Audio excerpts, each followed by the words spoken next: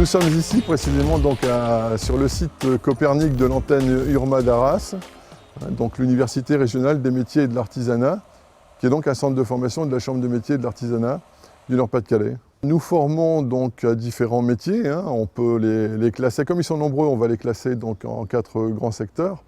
Donc nous formons au métier de l'alimentation, donc la partie boulangerie, pâtisserie, la boucherie, la charcuterie, les métiers traiteurs, ce qu'on appelle donc les métiers de bouche, c'est l'essentiel de nos effectifs. Nous formons également donc au métier de service, donc la fleuristerie, le toilettage canin, la vente et la coiffure. Ici, nous sommes sur le site Copernic où nous avons donc 2 grands secteurs de formation, le secteur dédié au métier de l'automobile, donc la partie donc maintenance auto, la carrosserie, la peinture auto, et également donc tout ce qui concerne l'électricité, électronique auto. Donc ça, c'est un premier grand secteur. Et deuxième grand secteur, c'est la partie bâtiment, plus précisément donc les métiers de nouvelles énergies, c'est-à-dire l'installation sanitaire, l'installation thermique et les métiers donc de l'énergie et du climatique. Notre offre de formation, telle que je l'ai décrite, elle s'inscrit donc essentiellement dans le cadre de l'apprentissage, du contrat d'apprentissage. C'est-à-dire qu'à 90%, aujourd'hui, nous formons par la voie de l'apprentissage du niveau 5, ce qu'on appelle le niveau 5, c'est-à-dire le premier niveau de qualification, donc le CAP, jusqu'au niveau 3, c'est-à-dire le niveau Bac plus 2, dans le cadre des BTS par exemple. Par la voie de l'apprentissage, je dirais que c'est notre métier. L'alternance, c'est notre métier plutôt, puisque nous avons le contrat d'apprentissage, pour l'essentiel, comme je viens de l'indiquer, mais également nous travaillons dans le cadre du contrat de professionnalisation et nous développons depuis quelques années également la formation continue pour les demandeurs d'emploi et les personnes qui souhaitent se reconvertir. Alors on accueille à peu près chaque année 1400 personnes en formation, dont 1200 apprentis et 200 personnes dans le cadre de la formation continue. Le rapport entre l'URMA et la Chambre des métiers, il est plus qu'étroit, puisqu'en fait, nous sommes le centre de formation de la Chambre des métiers. C'est-à-dire que nous sommes un des services de la Chambre des métiers. Nous travaillons avec les entreprises et les organisations professionnelles de l'artisanat en direct, ce qui nous permet effectivement de bien connaître les entreprises, de bien connaître leurs besoins. Et notre offre de formation a pour vocation de répondre à ces besoins. On ne fait pas de formation qui ne réponde pas à un besoin exprimé et clairement exprimé par les professionnels, par les organisations professionnelles. D'ailleurs, la plupart des métiers dans lesquels nous formons sont des métiers artisanaux ou qui s'exercent dans des entreprises artisanales. Et on voit difficilement d'autres modes de formation que celui de l'apprentissage qui est complètement adapté à nos métiers. Je prenais l'exemple tout à l'heure de la coiffure, on peut prendre l'exemple du toilettage canin, l'exemple des fleuristes, l'exemple de nos métiers de bouche. Il est quand même très difficile de se former à ces métiers en dehors du cadre même de l'entreprise. C'est d'ailleurs ce qui donne la plus-value à nos formations, c'est-à-dire que les jeunes, étant formés pour l'essentiel dans l'entreprise, apprenant le métier dans l'entreprise, ça leur permet donc de développer une certaine expérience du métier qu'ils peuvent faire valoir à la sortie de la formation. Les diplômes par la voie de l'apprentissage permettent effectivement une insertion professionnelle de qualité. Je parlais tout à l'heure de cette expérience qui va faire qu'un jeune qui rentre sur le marché du travail avec un diplôme, on a des taux d'insertion professionnelle, nous réalisons des enquêtes chaque année, qui tournent autour de 80-90%. Donc l'insertion se fait assez facilement après un contrat d'apprentissage. Encore une fois, il y a cette plus-value qui est l'expérience acquise dans le cadre de l'apprentissage.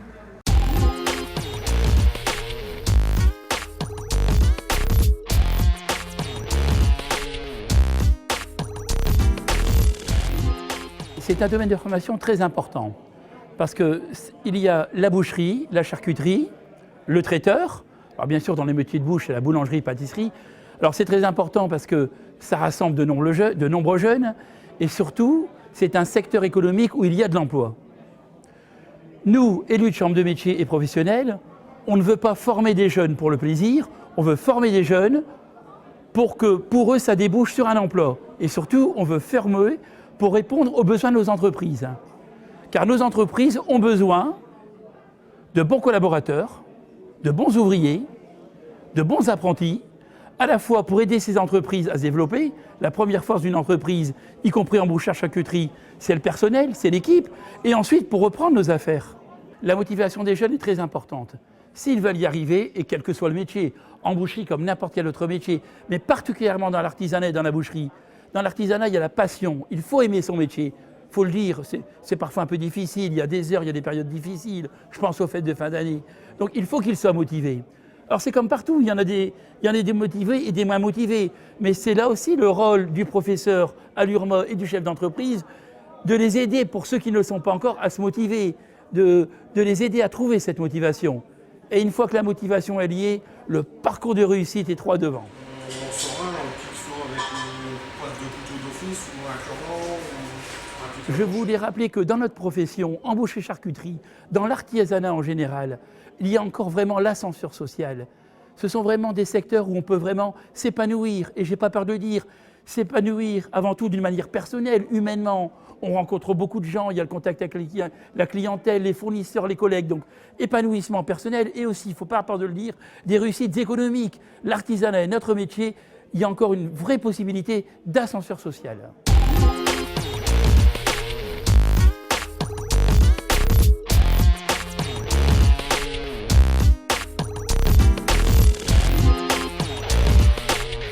Donc aujourd'hui, on a un cours de BP première année, qui sont en fin de première année. Le thème de la séance, c'était donc la découpe du bœuf, donc des avants, des arrières, donc savoir découper un quartier, ensuite le désosser, le séparer, le parer, dénerver, et préparer pour la vente.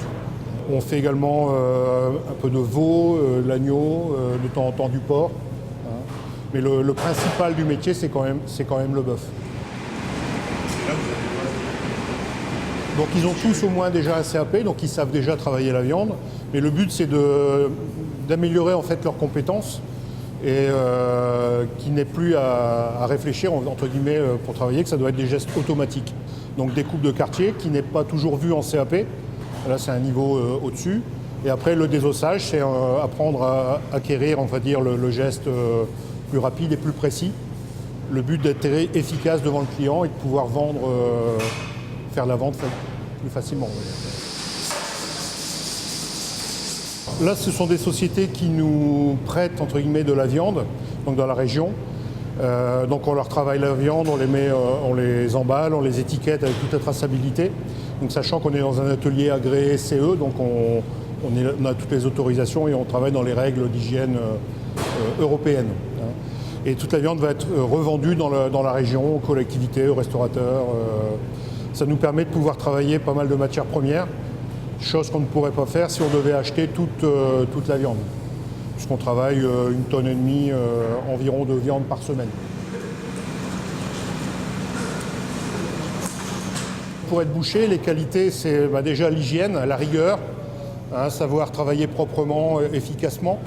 Résister au froid, puisqu'on travaille dans une ambiance quand même relativement froide. On est aux alentours de 10 degrés ici dans le labo. C'est un travail où on est toujours debout, donc il faut une santé... Alors, c'est plus la peine d'être aussi physique qu'avant. On a des systèmes de crochets à roulettes. On porte beaucoup moins qu'avant. C'est pour ça que les filles qui viennent en boucherie n'ont pas de mal, on va dire, à s'adapter. C'est plus aussi physique que dans le temps. Et puis après, avoir une bonne gestion des viandes, puisque c'est un produit périssable. Donc il faut être capable de bien gérer un frigo, pas avoir trop de pertes dans le frigo. Après un CAP, on peut déjà postuler, on a des offres, pas mal d'offres en boucherie qui ne sont pas pourvues. Avec un BP, on a encore plus de chances de pouvoir être embauché derrière, on va dire. Dans la dernière enquête qu'on a fait, on était à 100% de taux de placement après un an après l'examen. Chose qui est quand même bien, très bien même. Donc ça permet, mais on pourrait dès le CAP déjà travailler.